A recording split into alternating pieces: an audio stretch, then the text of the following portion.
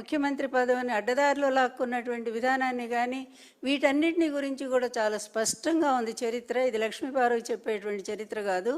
పూర్తిగా ఎన్టీఆర్ గారు వీడియోల ద్వారా, ఆడియోల ద్వారా, జామాత దశమగ్రహ క్యాసెట్ ద్వారా, అదేవిధంగా మరి ధర్మపీఠం అనేటువంటి వీడియో ద్వారా స్పష్టంగా తను అల్లుడు చేసిన దుర్మార్గాలు ఏమిటో, అతను సాగించినటువంటి ప్రజాస్వామ్య విఘాతం ఏమిటో, విధ్వంసం ఏమిటో, వీటన్నిటిని గురించి కూడా చాలా స్పష్టంగా ఎన్టీఆర్ గారు స్వయంగా చెప్పారు.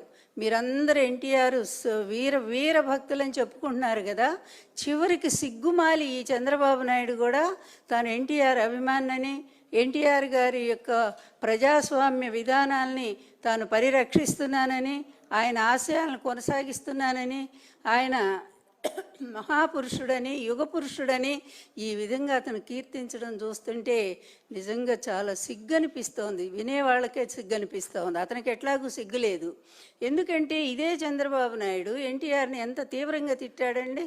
94లో ఎన్టీఆర్ అతని మీద చేస్తున్న పనులన్నిటి మీద కూడా ఎన్టీఆర్ గారు తిరగబడ్డారని, నీతి లేనటువంటి వాడు ఎన్టీఆర్, అదేవిధంగా అతను ఉమనైజరు, అంతేకాదు ఎన్టీఆర్ లాంటి పనికిమాలిన నాయకుడు మాకు అక్కర్లేదు, ఎన్టీఆర్ని మేము మర్చిపోయాము అని ఇంత దారుణంగా విమర్శించినటువంటి వాడు ఎవరయ్యా?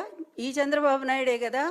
ఎందుకంటే అతని నోటికి హద్దే లేదు. అతనికి 1000 నాలుకలు ఉంటాయి కనుక ఇష్టం వచ్చినట్టుగా అతను మాట్లాడుతూనే ఉంటాడు. అదేవిధంగా ఎన్టీఆర్ చేసిన తప్పులన్నింటినీ కూడా కొన్ని పుస్తకాల ద్వారా అతను రాయించాడు కదా. మరి వీటన్నింటి గురించి కూడా మీరు ఆ సమగ్ర చరిత్రలో రాస్తే బాగుంటుంది. అందువల్ల ఆనాడు మొత్తం నిజంగా వెంకయ్యనాయుడు గారు, ఇంద్రసేనారెడ్డి గారు, బీజేపీ నాయకులు వీళ్ళంతా కూడా ఆయనకి ఎన్టీఆర్ గారు చాలా సపోర్ట్గా నిలబడ్డారు. దురదృష్టం వెంకయ్యనాయుడు గారు అంటే అందరికీ ఒక అభిమానం ఉంది, గౌరవం ఉంది. మంచి నాయకుడు, చాలా మంచి వక్త, అన్ని భాషలు అవలీలుగా మాట్లాడగలిగినటువంటి వాడు. అట్లాంటి ఆయన నిన్న ఎన్టీఆర్ గారిని పొగిడారు, బాగానే ఉంది. తర్వాత జగన్మోహన్ రెడ్డి గారు పరిపాలన వినాశనం అని చెప్పి ఒక్క మాట మాట్లాడారు. అది ఎంత బాధాకరం అనిపిస్తుందంటే, ఒక్కసారి వెంకయ్యనాయుడు గారు మీ సుదీర్ఘమైన రాజకీయ చరిత్రలో మరి మీకున్న అనుభవాన్ని మరి ఒక్కసారి పర్యవేక్షించుకోండి, మీరు ఒకసారి పరిశీలించుకోండి. అటువంటి నీతివంతుడైన ఎన్టీఆర్ గారికి మీరు అండగా నిలబడ్డారు. జాతి అంతా కూడా మిమ్మల్ని గౌరవించింది. కానీ అదే నీతి మాలినటువంటి ఎన్టీఆర్ గారిని అన్యాయంగా దించినటువంటి చంద్రబాబు నాయుడిని వెనకేసుకొని మీరు అతని స్నేహం చేస్తూ అతనితో చేయగలిపి, అతనితో గొంతు కలిపి మీరు ఈరోజు జగన్మోహన్ రెడ్డి గారిని విమర్శిస్తూ ఉన్నారు. ఇదే పరిపాలన మీరు ఒకనాడు పొగిడారు, మర్చిపోయారండి. ఈరోజు 17 మెడికల్ కాలేజీలు తీసుకొచ్చారు జగన్మోహన్ రెడ్డి గారు. ప్రభుత్వ మెడికల్ కాలేజు పేద ప్రజలకు అందుబాటులో వైద్య విద్యను తీసుకొస్తే వీటన్నిటిని కూడా ధ్వంసం చేస్తూ ప్రైవేట్ వాళ్ళకు అమ్ముకున్నటువంటి ఇటువంటి నీతిమాలిన వాడా మీకు ఆదర్శం?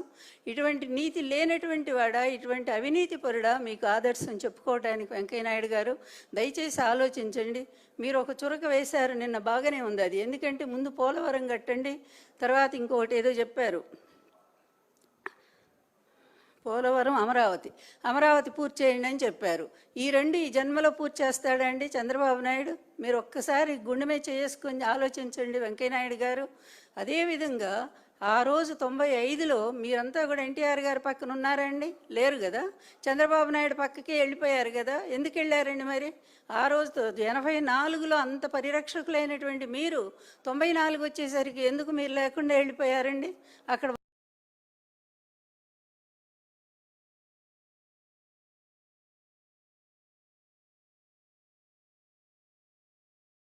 94 వచ్చేసరికి ఎందుకు మీరు లేకుండా వెళ్ళిపోయారండి? అక్కడ వాస్తవం ఏం జరిగింది అనేది ఒక్కసారైనా ఆలోచించారండి?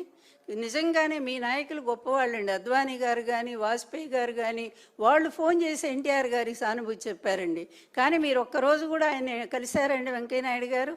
ఇంకొక విషయం, జగన్మోహన్ రెడ్డి గారి హయాంలో ఇంతవరకు మీ మీ మీ మిత్రుడు ఎవరైతే ఉన్నారో ఈ చంద్రబాబు నాయుడు, మరి ఇప్పుడు 4 సార్లు ముఖ్యమంత్రి అయితే ఒక్కసారి కూడా మీరు ప్రాచీన భాషా కేంద్రాన్ని, తెలుగు భాషా కేంద్రాన్ని మరి ఎందుకు తెప్పించుకోలేకపోయారండి? అది జగన్మోహన్ రెడ్డి గారి టైంలో కదా.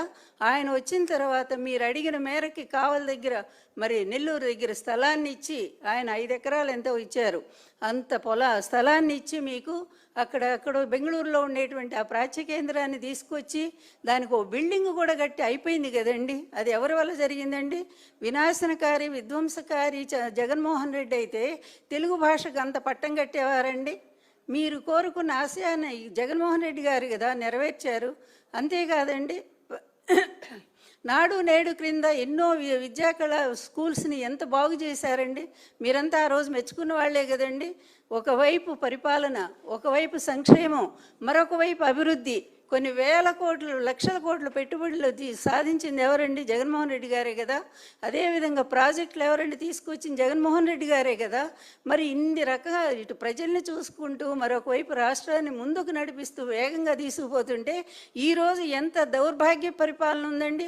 ఈరోజు ప్రతి వర్గం కూడా తిరగబడేటువంటి స్థాయి. రైతుల పరిస్థితి ఒక్కసారి చూడండి, కన్నీళ్లు పెట్టుకుని ఏడుస్తూ ఉన్నారు.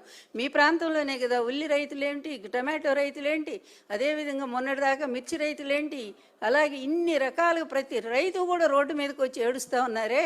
ఇటు రైతు భరోసా కేంద్రాలన్నింటినీ కూడా మూతేసేసి వాటన్నిటికి కూడా దళారు చేతుల్లో పెట్టినటువంటి చంద్రబాబు నాయుడు మీకు ఆదర్శ నాయకుడు ఎలా అయ్యాడో చెప్పండి వెంకయ్యనాయుడు గారు. ఎందుకంటే మీరు ఆలోచిస్తారు కనుకనే మిమ్మల్ని అడుగుతున్నాం ఈ ప్రశ్నలన్నీ కూడా.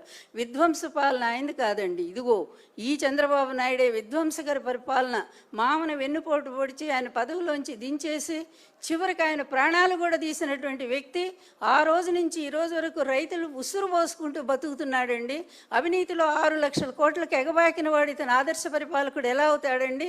అందుకనే వాస్తవ చరిత్ర జనార్దన్ గారు, మీరు నిజమైనటువంటి అభిమానే మాకు తెలుసు. అందువల్ల ఎన్టీఆర్ గారు నిజమైన అభిమానిగా మీరు దయచేసి వాస్తవ